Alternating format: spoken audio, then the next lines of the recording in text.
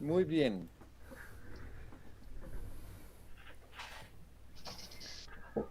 Bueno, entonces les damos la bienvenida a la segunda socialización de trabajos de grado. Esta mañana estuvo muy bien, nos fue muy bien. Y para continuar esta tarde tenemos a Manuel Alejandro,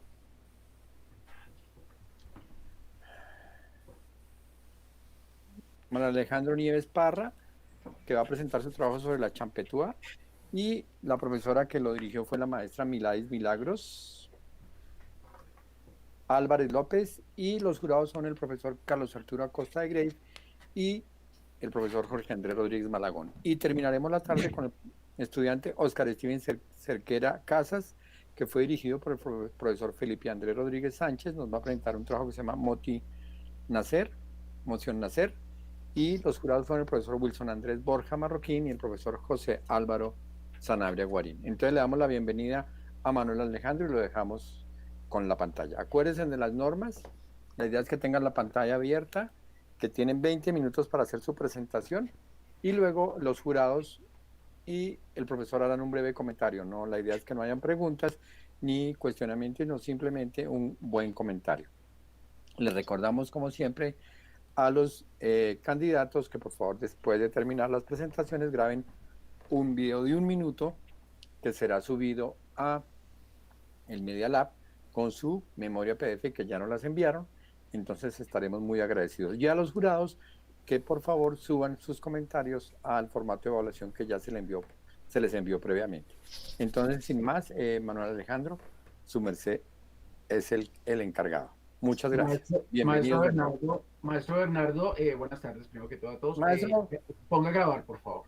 listo. Ya, gracias por acordarme, siendo un evento público, sí, estoy de acuerdo con el maestro Rodríguez Malagón que hay que poner a grabar. Entonces, estamos grabando. Adelante, por favor. Bien, ¿todos pueden escucharme bien? Sí, señor. Sí, Sí, bueno, señor. Bien, pues primero que todo agradecer la presencia de todos los que nos acompañan hoy. Yo soy Manuel Nieves y voy a presentarles mi trabajo de grado que se llama Gráfica Champetúa, hibridaciones en la producción de identidad visual en el Caribe colombiano. En este trabajo hago una revisión de la gráfica surgida alrededor del fenómeno champetúo en la ciudad de Cartagena a partir del concepto de hibridaciones. En primer lugar, haré una breve introducción explicando por qué escogí a la champeta y a la visualidad en general de la música. En segundo lugar, desglosaré los soportes que estudié y la metodología para su estudio. Explicaré a través de los piconemas el concepto de hibridación, el cual es fundamental para este trabajo. Posteriormente, mostraré los resultados obtenidos acerca de los productores de gráfica de vinilos, las categorías visuales propuestas en el Moodboard Champetúo y algunos ejemplos de subgrupos concretos. Se expondrán también los usos encontrados para la fotografía y la tipografía en todo el conjunto de carátulas, para después pasar de lleno a los carteles picoteros. Para finalizar, se establecerán una serie de relaciones entre los soportes estudiados, es decir, los carteles y las carátulas, y se presentarán las conclusiones del proyecto. Bueno, para introducir el estudio de la visualidad champetúa es importante saber que la música, vista como objeto de consumo o como expresión de una cultura, no se restringe únicamente a los sonidos. El concepto musical del etnomusicólogo zelandés Christopher Small nos permite entender que la música es performativa. Y no me refiero con esto solo a tocar música, sino a que en el acto musical se disputan espacios, gestos, imaginarios y por supuesto visualidades. Las imágenes que tenemos en la parte inferior son ejemplo de lo anterior: música llanera, champeta y rap. Cada uno desde sus letras, sus bailes y su visualidad da cuenta de sus contextos y pues también de una cultura. Ahora, desde que tengo conciencia he tenido un gusto especial por los ritmos del Caribe y decidí enfocarme en la champeta porque reconocí en ella una diversidad y una riqueza gráfica muy grande, la cual no había sido tan estudiada ni profundizada desde la Academia del Diseño. En este género que, pues, a pesar de tener algunas décadas, es relativamente nuevo. Bueno, respecto a la metodología de este proyecto viene desde 2019 en el énfasis de teoría de la Escuela de Diseño. El primer soporte que se estudiaron fueron las carátulas de los vinilos de champeta producidos en Colombia entre los años 1988, perdón, y 2005. El primer soporte, bueno, en estos discos los logramos encontrar en colecciones en Bogotá, como la de Discos Cosmos, y en páginas de internet como Discogs. Sin embargo, después del registro y el estudio, llegamos a un punto en donde nos dimos cuenta que este proyecto no podía quedarse únicamente en Bogotá. Teníamos que ir al lugar de producción a saber básicamente cómo era la vuelta de la champeta. Efectivamente, en febrero de este año pudimos realizar nuestro trabajo de campo. Nos contactamos con Dairo Iriarte, al que ven a la izquierda aquí en la foto. Él es de los loros del cartel. Los carteles picoteros que crean ellos y el combo también del runner son el segundo soporte que se estudia en este trabajo. Asimismo, en este trabajo de campo nos contactamos con cantantes de champeta, distribuidores, artesanos de picó, entre muchos otros. Una vez concluido pues, el trabajo del campo, todo el registro y esto, y consolidados los datos tanto de las carátulas como de los carteles, se pasó pues, a un análisis. Para este análisis se utilizaron los métodos iconográfico e iconológico propuestos por Erwin Panofsky. Iconográfico en la medida en la que se describe y caracteriza la visualidad champetúa, e iconológico en la medida en la que esa misma visualidad se interpreta a partir, pues, primero de la experiencia etnográfica y, en segundo lugar, de la pesquisa histórica del género. Ahora, para hablar de hibridación, que es un concepto de Néstor García Canclini, quiero traer a colación el caso de los piconemas.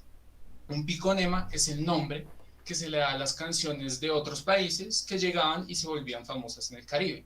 ¿Qué tiene que ver esto con la hibridación? Canclini define el concepto como procesos socioculturales en los que estructuras o prácticas discretas que existían en forma separada se combinan para generar nuevas estructuras, objetos y prácticas. Esto implica interpretar pues desde lo propio algo ajeno. A las canciones se les puso el nombre de lo que medio sonara en español, porque los títulos originales eran difíciles de pronunciar y pues no se entendían. En la parte inferior de algunos discos de terapia, como este que pueden ver aquí, aparecen los piconemas entre comillas al lado del título original de la canción. Entonces tenemos el caso de esta canción Tantina, que el piconema es Satanás, y ya verán por qué.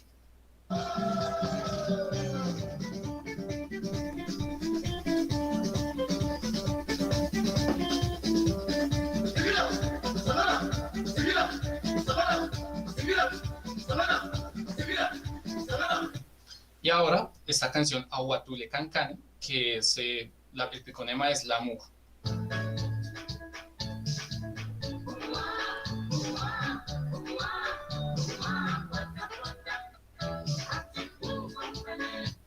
Bueno, aprovecho este mismo disco para mostrar otro ejemplo ya no sonoro, sino visual de una hibridación. La imagen que ven en la portada es una ilustración de una fiesta negra en un bar. Tienen una banda cantando, todo el mundo está bailando y bebiendo. Pero si ven en este acercamiento, en la batería dice el Flecha, por el nombre del disco, el Flecha de la Terapia. Sin embargo, si detallan la camisa de esta mujer, puede verse un dibujo de un león y la palabra Beaufort escrita. Esto es porque la imagen fue originalmente creada como una publicidad para la cerveza camerunés Beaufort. Entonces, digamos, lo que hizo el diseñador fue simplemente poner el nombre El Flecha, de modo que esta intervención a partir de lo propio hizo que la imagen se leyera básicamente como una verbena del Caribe. Entonces, esto es hacer lo mismo que con los piconemas, es partir de lo propio, convertir lo ajeno en algo propio a partir de una intervención, a partir de una hibridación. Ahora, sobre los productores de gráfica que aparecen en los créditos de las contracarátulas de los LPs, como o diseño digital, o ilustración, o diseño electrónico, hay muchas variantes, se hizo una base de datos para poder evidenciar quiénes habían producido más en la muestra de discos. Como pueden ver, aquí el que más produjo fue el señor Gustavo Adolfo Jiménez, que en paz descanse, seguido por Wolman Madiedo, Álvaro Ahumada y Orlando Pertús. Es importante mencionar, como lo indica esta frase del productor Humberto Castillo, que era uno de los que se iban a África y Europa por los discos, que por ejemplo Gustavo no era un diseñador de profesión, así como la mayoría de los que hicieron estas carátulas tenía un dominio técnico de las herramientas, pero nunca un acercamiento a la academia, por así decirlo. Y digamos, una de las cosas que a nosotros nos enseñan desde la academia es que la identidad respecto a la gráfica está condicionada a la coordinación de una imagen. Es por eso que el taller 5 se llama imagen coordinada. Y esto me parece muy curioso porque a primera vista muchos pensarían que las carátulas y la visualidad champetúa no hay ninguna imagen coordinada, ¿sí?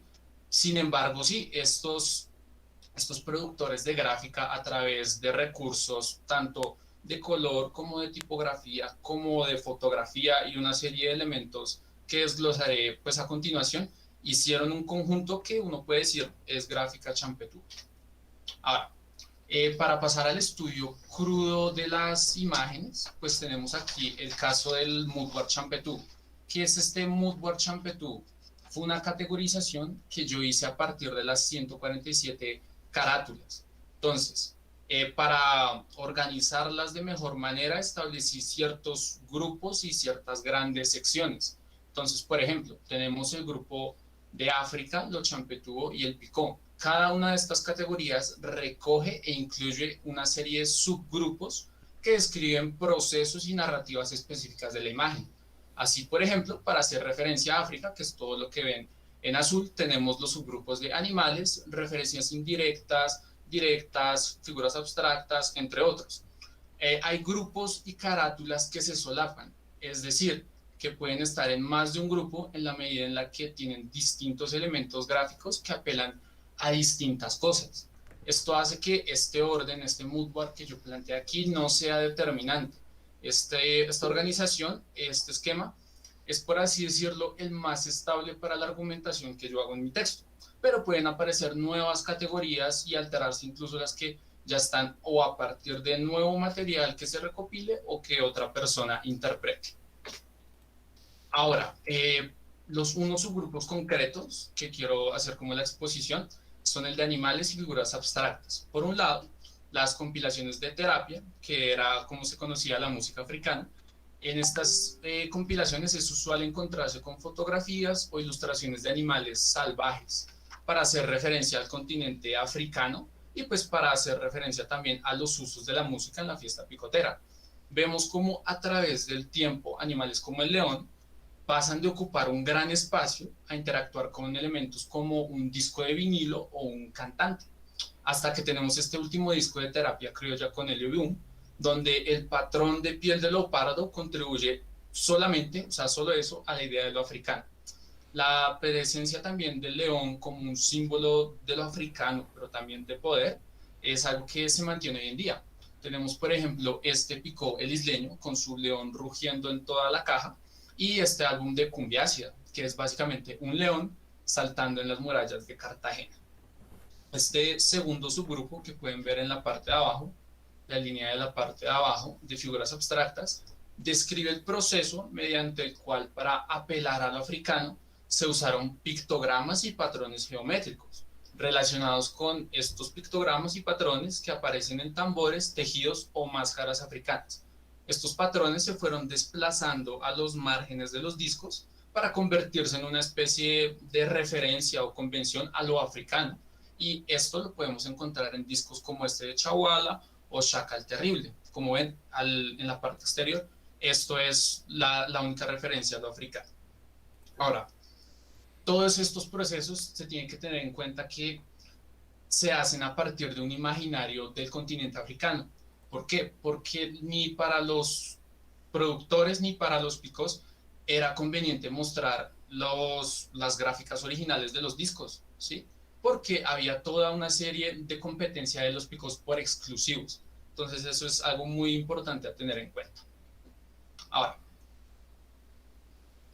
respecto a los manejos de tipografía y fotografía, como dije anteriormente, sí puede haber efectivamente mucha diversidad en una sola carátula. Cada palabra puede tener una tipografía totalmente diferente, pero lo que caracteriza el conjunto de carátulas es que la mayoría podemos ver que usan tipografías que son pues, relacionadas con la mano alzada, script, y que las intervienen muchísimo. Entonces tienen acá, por ejemplo, degradados, separación de los caracteres, sombras, valores de línea y una serie de intervenciones en la tipografía. Respecto a la fotografía, este fue el principal recurso que se usó para mostrar lo propio. Tenemos aquí, por ejemplo, si ustedes ven en la parte de abajo, esas son en efecto muchas fotografías como de estudio, como decir, voy a Foto Japón y me tomo una foto. ¿Esto por qué sucedió? Porque los productores le pedían a los cantantes que fueran, se tomaran las fotos y se las trajeran para ellos incluirlas en el diseño de los discos. Es por esto que uno encuentra cosas como estas, ¿sí? Como los cantantes con sus mejores pintas se hacían como sus mejores poses y básicamente se diseñaban a sí mismos constantemente. Un ejemplo es, por ejemplo, Louis Towers, el Rasta, que aparece tanto aquí como aquí con su pinta super Rasta, y el Dr. Cándido, que tiene acá el Nike, la pinta deportiva. Ahora, para abordar los carteles picoteros, se hizo un estudio de sus elementos compositivos y sus modos de producción. Pueden ver a la derecha que la mayoría de los carteles sigue una estructura simétrica y de composición vertical. Parten de un fondo amarillo, una primera línea, pues se describe el lugar del evento, la fecha que está encerrada en este cuadro dinámico, el artista principal, que es el que tiene la mayor jerarquía, y pues también en la parte final, invita, que son los anfitriones, por así decirlo, del evento. Estos carteles se hacen en combos como los de los loros del cartel o los runeristas, en un espacio abierto en donde se ubican los pliegos en blanco y cada persona con un pincel va haciendo una parte específica del cartel. Entonces una persona hace la primera línea, otra hace la fecha, otro los anfitriones y así. Es por esto que pareciera que todos son bastante como iguales, pero pues la verdad no. Estos carteles en este momento se mantienen vigentes por varias razones. En primer lugar, porque son bastante accesibles y adaptables a las necesidades de un picó. Y en segundo lugar, por el factor humano, es decir, son los cartelistas los que se inventan estas frases y saben cómo llamar al público. Son los cantineros son los que reparten trago en una fiesta de picó, los que pegan estos carteles en distintos puntos de la ciudad y pues no los pegan en cualquier lado. Manuel Alejandro, Sí. quedan 5 minutos, entonces por favor ir a las conclusiones. Ok, y son estos dos, público champetú, los que efectivamente asisten al evento que publicitan. Entonces es un sello de calidad de verdad. Ahora, respecto a las relaciones, se estableció en primer lugar posibles influencias mutuas respecto a manejos tipográficos. Como pueden ver aquí, intervenciones en los caracteres como sombras o filetes que aparecen en los carteles, en las carátulas se expanden, en la medida en la que medios técnicos permiten hacer degradados como estos que vemos en el gato o en la bruja loca. El segundo lugar tiene que ver con el imaginario del aleteo. ¿Qué es el aleteo? Es el espíritu, es como un espíritu muy champetudo de mostrarse a sí mismo siempre como lo mejor. Entonces, tanto en carátulas como en carteles, las fiestas se promocionan siempre como lo mejor. Se habla de taqueo, de lo bueno que se repite. Siempre en las carátulas los cantantes son el propio guapo, el mejor pico, el rey del Caribe. Entonces nunca se por debajea, por así decirlo. Y en último lugar, tiene que ver, la última relación que establecí, tiene que ver con el espacio urbano champetudo. Es importante aclarar que la champeta, desde sus inicios, siempre ha sido urbana, ¿sí? Pero, digamos, en las carátulas, lo que vemos es una apropiación del espacio urbano por parte, pues, de los champetudos. Es decir, tenemos, por ejemplo, a los Power Rangers en las murallas de Cartagena. Esto me parece súper importante en la medida en la que nunca se quisieron mostrar como fuera de su lugar de producción. Es decir, siempre dijeron la champeta es de Cartagena. Y pues en el caso de los carteles es un poco más obvio, en la medida en la que, pues por su materialidad, construyen un paisaje urbano. Es decir, uno va a ciertos lugares y ya reconoce que son champetudos porque están llenos de carteles. Ahora, ya para concluir, el primer punto de que quiero hablar es la champetización de las cosas, o el remix, ¿sí? A lo largo del trabajo nos encontramos con champetas que hablaban del Pato Donald, de Caballeros del Zodiaco, o muchas otras cosas que estaban pasando, como por ejemplo cuando se murió la princesa Diana, el proceso 8000, etcétera. Los cantantes, la mayoría, nos aclaró que esto se daba porque como los temas eran cercanos al público, entonces pegaría más fácil, como decir, por ejemplo, la champeta de Caballeros del Zodiaco. Y esto es algo que se mantiene aún hoy en día. Por ejemplo, tenemos aquí la champeta del Swanfonson, que fue un video viral que salió apenas a finales de septiembre, y esto a inicios de octubre ya había champeta, ya había remix de champeta. Entonces es muy impresionante cómo, digamos, se mantiene vigente y siempre se renueva a partir del remix, que es como una característica muy propia de la champeta. Y esto no es nuevo. Acá, por ejemplo, tenemos en este disco La terapia del picotódromo, tenemos esta canción, la original,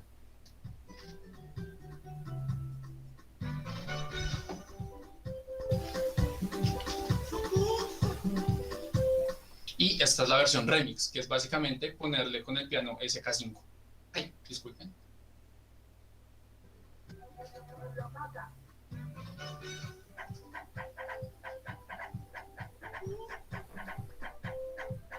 Entonces, digamos, como pueden ver, la tecnología también es un factor muy importante en todo esto de la gráfica y la cultura champetúa.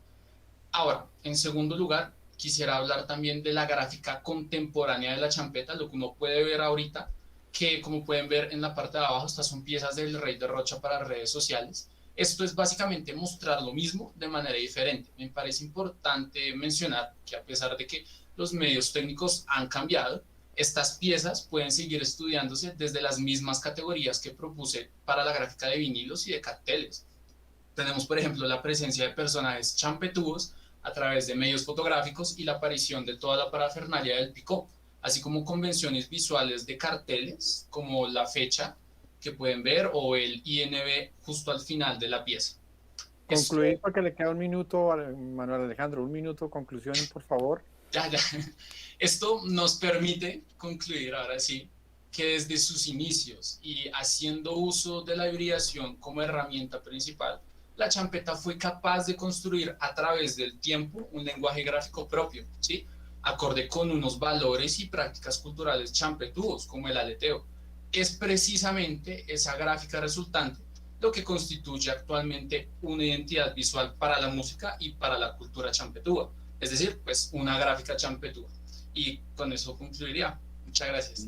No, muchas gracias, Manuel Alejandra. Muy bien, muy bien. Entonces, por favor, Manuel Alejandro, déjenos esa pantalla, la portada de la gráfica champetúa, la portada, por favor. La portada. Sí, la portada, que me parece muy, muy interesante. Y mientras tanto, le vimos al profesor Carlos Arturo Acosta de Grave que nos haga su breve comentario. Adelante, maestro Carlos Arturo. Pues realmente mil gracias y muy buenas tardes a todos. Mi comentario es muy breve. Yo en el curso del semestre pude conversar con Manuel Alejandro un par de veces largas. Me presentó el proyecto, me lo aclaró. La investigación es muy concienzuda, se nota una muy buena dirección por parte de la maestra Miladis y es consistente en, digamos, a lo largo de la propuesta. Llegando pues a estas conclusiones finales que pudimos apreciar, considero que es uno de los trabajos más originales que he podido apreciar durante muchos años allí en diseño gráfico y me sorprende también la capacidad de encontrarle un orden propio al tema con un desarrollo muy propio desde el estudiante investigador, lo cual creo que es un mérito importante en la medida que prueba lo que algunos investigadores muy distinguidos han postulado desde ya hace casi 100 años, y es que cada investigador que lo hace con seriedad y con profundidad, sin descartar lo que viene en su tradición, construye su propia metodología. De manera que felicitaciones, Manuel Alejandro, felicitaciones a la profesora Miladis y muy buen trabajo, excelente, mil gracias. Muchas gracias, maestro. Ahora le pedimos la palabra al maestro Rodríguez Malagón. Adelante, por favor. Bueno, buenas tardes nuevamente a todos los colegas, maestra Miladis, maestro Carlos Buenas Arturo. tardes. Bueno, aquí seguimos. Para arrancar, quisiera decir, pues obviamente este fue un proceso que se inició hace rato. Esto es un tema que cuando los oía conversar por ahí en la ladrillera y eso, pues ahí estaba, y además ellos no solo conversan, sino que ponen música y lo que van diciendo lo van complementando con lo que escuchan, ¿no? Que me parece válido dentro de un proceso largo, o sea, no es un proceso que, no es una ocurrencia, mejor dicho, sencillamente es un tema que le fue creciendo a Manuel ahí en su interior fuertemente. Igual, bueno, pues chévere que esto se retome esta manera de la búsqueda, no a las raíces, porque obviamente no son raíces de todo el mundo, pero sí tiene mucho que ver con la medida que se ha venido tomando en la ciudad, uno empieza a apropiarse, ¿no? Entonces, desde ese punto de vista, la búsqueda de Manuel, pues no sé, emocionante, es una travesía. Yo aquí tenía la palabrita travesía, es una travesía porque partimos de aquí, como de esta montaña urbana, y se va al litoral urbano y va a buscar elementos, como él mismo lo dice en algún momento, del no diseño, que además me pareció buenísimo porque parte de cuando yo empecé a ver ese cuento que venía la música, que son cosas que yo asumía que sabía, pero que afortunadamente, pues leyendo la memoria y conversando, pues uno expande el conocimiento, y esa yo creo que es la gran virtud que tiene este proyecto, ¿no? Hay cosas que parecieran que simplemente son moda, tendencia, no sé, un capricho de una zona del país. No, pues hay una serie de elementos que le permiten a uno crecer, y más con la mirada de Manuel, desde que lo conozco, pues el tema de la palabra, la terminología. Cuando lo tuve en taller, todavía recuerdo cuando sacaba esas palabras raras y nos ponía ahí a conversar alrededor de simplemente un término, que me parece bonito, ¿no? Entonces, ese proceso mismo y la misma narración de la memoria, pues permitió además, viendo las imágenes, viendo cómo van montados con los amigos en un campero, pues con los socios, no solo socios de amistad, sino socios de productividad visual y gráfica en muchos proyectos. Pues chévere, porque eso me llamó primero la atención. No solo se fue con su inquietud, sino se llevó las visiones de los amigos. Camine, vámonos y miramos, y allá generamos algún tipo de encuentro a ver qué pasa. Sobre todo esa, no van a lo fijo, que me parece buenísimo también. Entonces iban a buscar qué pasaba. El hecho de encontrarse con los duros del cartel, con los duros de la rumba, del picó, con los duros de coleccionistas, eso genera todo un espíritu, ¿cómo diría yo?, de búsqueda más allá del diseño. Yo pienso que cuando arrancan con el no diseño es abandonar un poquito el diseño, lanzarse a ver qué encuentran, para luego pedir más diseño, porque yo lo siento así. Siento que ese viaje, esa hibridación de la que hablan, pues va de la mano, si lo ponemos en términos de diseño así, ¿no? Diseño, no diseño y más diseño, porque realmente si miramos todo el material que generó y que compiló, pues hay una gran palabra: abarrotamiento en los eventos, abarrotamiento en la gráfica, abarrotamiento en el sonido, abarrotamiento en las experiencias, y siento que esa es la gran palabra del proyecto es esa. Y sobre todo que ya viendo, que me pareció de todas las cosas que uno veía, cómo nos hacía sentir, no sé, temperatura con ciertas carteles, o sea, como que uno empieza a cambiar la relación que tiene con las piezas visuales, más allá de que sea la tipografía, no, siento que hay temperatura, hay rumba, habla de un momento, habla de una circunstancia, y eso es muy de la mano de lo que fueron a buscar, ¿no? Y de lo que fue a buscar Manuel. Entonces, siento que por ahí lo cuento, y ya esos elementos, esos moodboards son muy interesantes, lo traigo ya aquí como para cerrar. Qué interesantes son moodboards, porque yo en algún momento cuando hablamos varias veces por ahí, yo le decía, oye, que esto suene, entonces ahí como que en la memoria hay partes sonoras, pero ¿qué pasa si eso se toma al barrio, no? Porque el cartel como tal es un hecho territorial, la carátula es un hecho emocional, es un hecho de imaginario.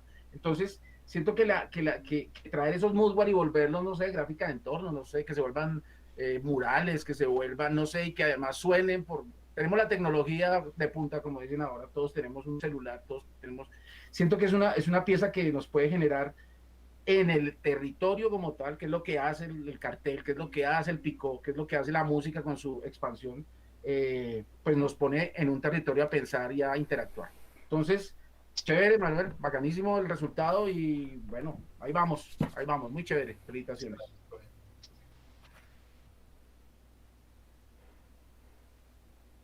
Bueno, y para concluir esta primera parte, le damos la palabra a la maestra Milades. Maestra, adelante. Bueno, maestro Jorge Andrés, muchas gracias. Maestro Carlos Arturo, gracias también por sus palabras. Y Manuel Nieves, pues felicidades porque de verdad que esto apenas empieza. O sea, fue muy bien la presentación de hoy, muy bien lo que se ha logrado hasta ahora, pero esto apenas empieza. Yo quería leer un parrafito cortico de las palabras al trabajo de grado y con eso pues terminar porque sé que estamos sobre el tiempo. La investigación es un aporte considerable para la carrera de diseño gráfico porque responde a una de las necesidades imperiosas de la academia que tiene que ver con el reconocimiento y asimilación en sus investigaciones de lo popular, de la producción creativa que realizan los diseñadores que aunque no tienen una formación académica desarrollan un trabajo con propósitos y resultados similares a los que sí la tienen.